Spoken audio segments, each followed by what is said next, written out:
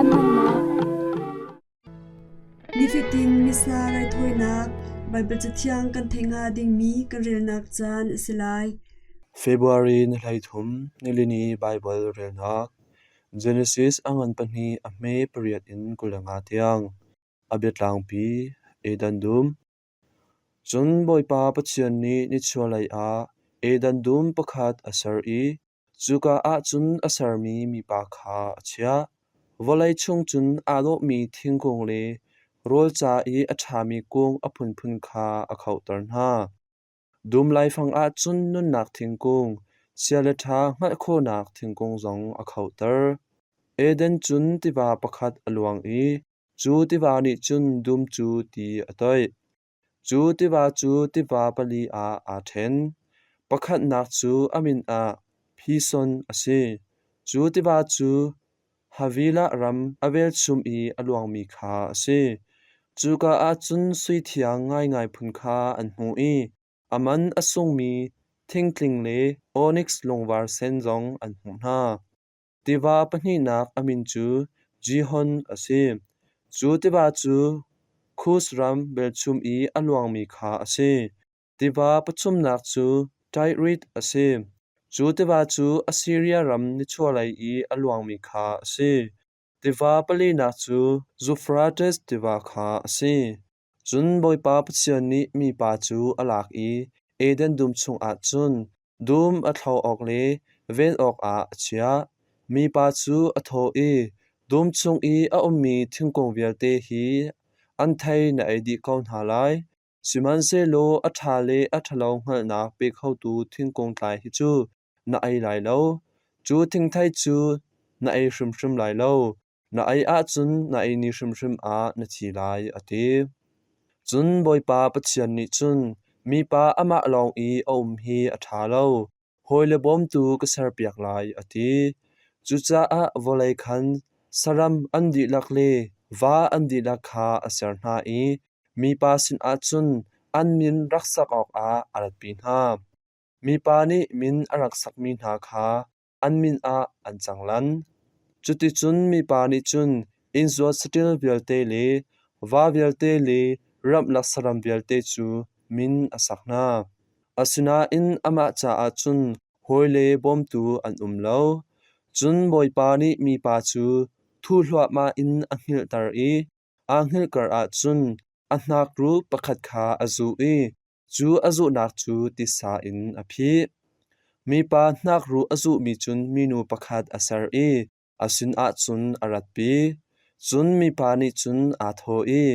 atu hi pai keima phun tak asimi chu asi hi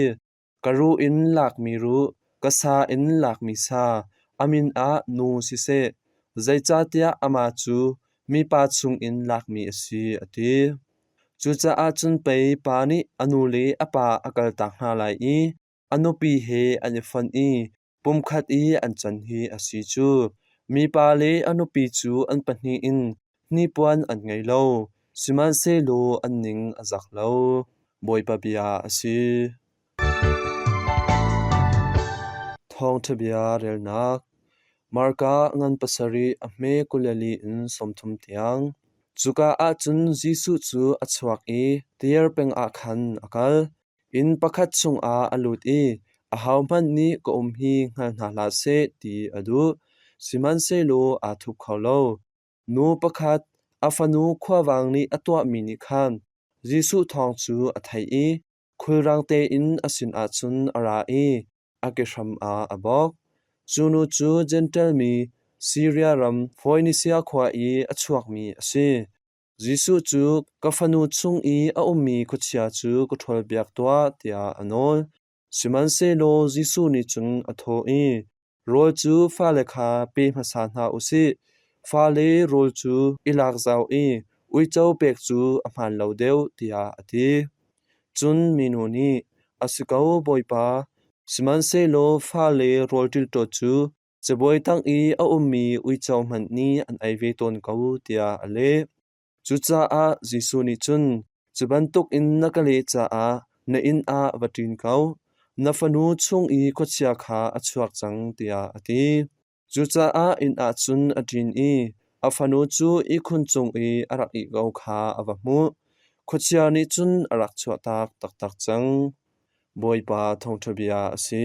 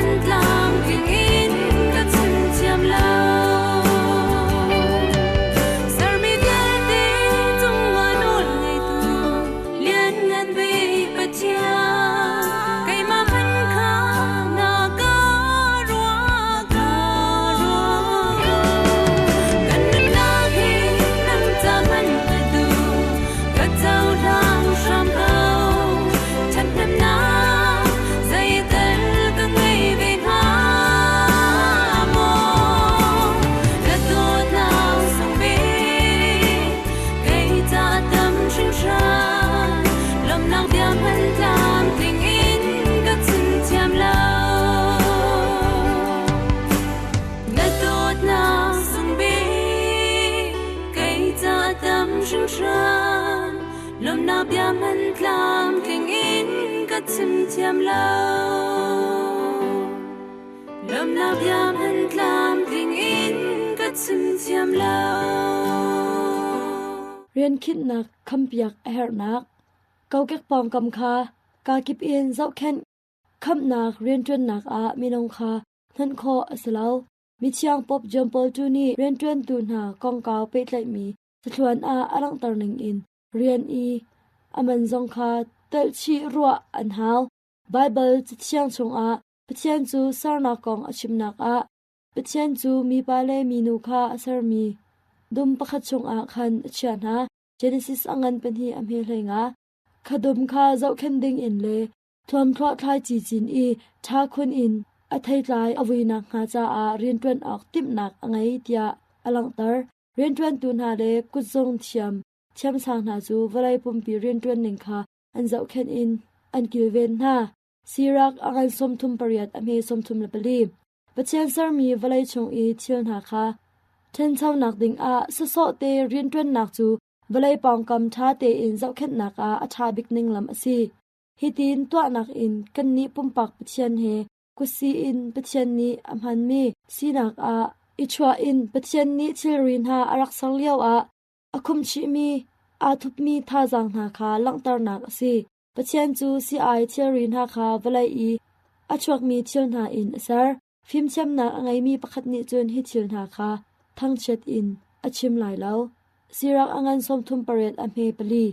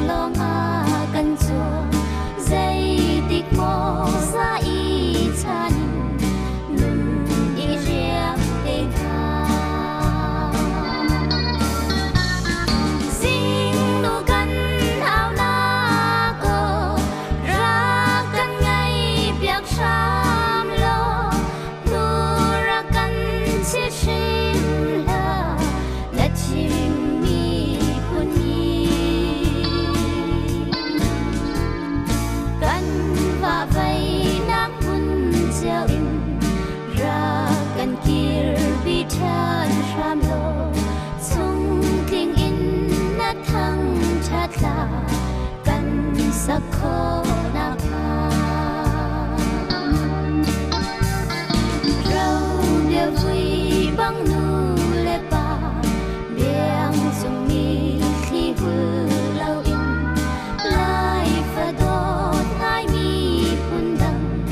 นุนนี่ดอลไลจูใจฉันเห็นกันตอนที่อินจูนคงบังเทียมเจียวหายลุงร้อนคิดเทียมดีรีเลวโมกัดชินที่อินรังตัวเฮาตุกร้องโมมีพุนดังเลรังอาจวดข้าซาจินเลียมินมินุง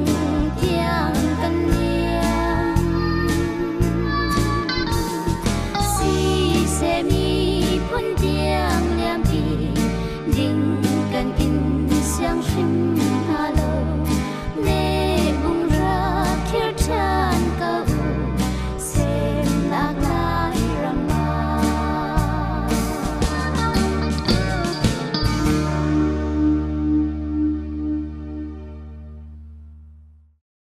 atu chan chu Bible knowledge kan rak ngai nak chan asitari lai nolbia pasha chu pachian he pe tlai mi ngal thei nak in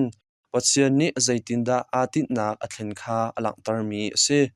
Exodus angan pakul ahme pani in thaisari tiang pachian tua ding mi minung ni tua ding mi bia pasha ti sulam angai Greek in delicate anti e nolbia pasha atang lai bang in thenkho ase Exodus angan pakul ahme pani I am the Lord your God Lord ti mi chu Moses mang in Joet ti kha achimdu ase ma min kha Sinai tlang a Moses kha amu sak masabik Egypt ram in mi phun kha lak than ding a pachian ni Moses kha afial tik a keima chu keima kasi ti mi min kha rakpek ma Joet befang chu Hebrew va pakhat asimi tobi sulam angai sulam kan le a chun pathian chu zaitinda katwa lai ti kha bia a cha i achol chang ti si tia kan thei nga chuata nak chan chung a hibang in pathian kha kom in arak chawhlan chu cha a anzum nak chung thiam a sultan nak Egypt in arak chuak mi hna chu pathian asi kha anzum anni thilti kho nak in asalomi kha pathian ni akan bom ti anhal ama he ekom deu nak a an thai ding in nolbia kha arak pek na nolbia chung a anni abom tu na pathian chu Jehovah asi kha zum tlak asitar deu na Exodus angan takul apni pathum a You shall have no nothing gods before me keima lai in pathian dang nan bia lai lo ati mi nolbia chu boipa pathian lai in pathian dang an lo kha chawlhan mi phun khi ase asina in Moses ni chun chu pathian ha bialte chung a boipa pathian chu asang bik si tia athai fian nak si chutluk asitiang a mi phun dang na chung a pathian dang na chu ma mi phun na I rum nak le lom nak kha apek zongzan na lai tia anzum Exodus angan pakul ahme pali You shall not make yourself carven image or any likeness chu chan leo a milem kha answer I chu he a lo mi pathian na thinlung bun in an biak leo a Israel mi na kha milem Israel loading in akhap na na chu atharmi atlang pi ase anni anrak umnak Egypt ram chu milem na he akhat zungzal mi ram ase Israel mi na cha a milem siasal io in pathian ambiak kho nak pakhat chu bekam na kwang kha ase asina in aron shrimshim ni sui in sarmi chozuk kha pathian a nan biak lai tia arak fol fian ha chukong chu ti nun tuk asicha a Moses ni khan ashok chal arwang chu siasal milem na chu minung I zang fa nak ngai lo tai thak nak tang a umcha a ase bekam nak kwang tu chu nolbia longpher atar ruang a pathian kha theitar in amu sak zungzal cha a ase Exodus angan pakul ahme hlaisari. You shall not take the name of the Lord your God in vain. Hlan a amin chu thon nak hu ham angai tia anzum. Amin mang in ma mi pa kha tlai khip kho asiti zong anzum. Ama chu kanma nak in athong deuh mi pa I amin kha mang in lem soi khu chil kho asi kha kanzum. Pachian ni Moses kha amin achim nak a khan Pachian kha khu chil in tlai khip ding le mi phun kha thi phai in ok ding a aslo. Siman se lo Pachian du nak chu ama kha dikte in ngal ding upat ding hoikom ding cha a amin kha apek nak kha ase. Anhu a chun juda mi hna ni ma kha achiang I asang tia anlungput asipin a biak pum nak a zong manding a van chet nak atlong khau tia an chawhlan chang. Anhu a chun Bible chachung a Jehovah I.O. in Adonai Lord ti in antil chiao chang. Exodus angan pakul ahme pariat. Remember the Sabbath day to keep it holy. Idin nak chan nisari ni a nikhat akhia nak chu Moses chan long a achuak mi si tia ruwa si. Juda min ha cha a ul ni chu nisari nak ni chu zartani asi. Ma to ton kel kha lak in Krifan ha chu Pachian biakpum nak ni cha a nikhat khat kha an thim. Chu ni chu ul ni zar I nikhat nak ni zarpini asi. Hlan Juda Krifan ha chu ul ni a biak nak kongkaw mibu pi ton nak drama yung ha a kal in phongchim ngai nak na an tua I. Krifa biakpum nak cha tu chu anhu nikhat a adang te chia in an ipum ton. Asina in bupi chung a chun mi phun dang na Juda mi phun asilaw mi tampi an telve chang tika dama yung ha a kalti law in zarpani long long a zapi fon in Pachian an biak chang. Ul ni he pe tlai in zaitinda kan thai than lai I man kan ngai tar lai kha. Exodus angan pakul ahme hlai khat dama thasin akhan chinga akhan nge senga a phundang chiao in an langtar. Exodus angan pakul ahme hlai ni honor your father and mother. Pachian le minung tua ding mi twalbaw hna lak a akhum chi mi nolbia asi. Sarnak rian a minung le Pachian ipe in twalbaw alak mi hna ansi. Falen hna zong kha Pachian kha dot le bom ding a chon piak asi. Khicha a kumkhwa an hong upatik a zau khen le upat ok tlak an si kha nolbia apek mi si. Exodus angan pakul ahme hlai thum in hlaisari. You shall not kill, commit adultery, steal, false witness, covet. Minong le pakhat dai te in le longlom te in hoikom nak ding a nolbia shrampi asi. Nolbia dangdang tha song chu hi atang mi nolbia hna shrambun in kar chau in antial mi asi. Tuni bechai nak opedi hna zong hi konglam hna chung a angat mi asi kha kan mu. Churang a nolbia pasha chu khiliao chan cha long a silaw in hlan lamkal tu hna chan zong a abepi mi asi kha boipa ni arakchim nol apek hna. Marka angan pasha ahme hlaisari in kolakhat ma nolbia hna tlangkom in nolbia atoina kha boipa ni arakchim. Marka angan hlai ni ahme kulriat in somthum pali tiang chucha a nolbia hna chu Pathian sin a akwat ti da lo Pathian kha tha te in ngal nak le hoikom petlai nak a airol kho asilo kha kan hu. Chucha a Pathian he minung in le taksa in hoikom nak to kho lo mi kalak a Israel mi hna chu hi nolbia he alung atlin nak ase.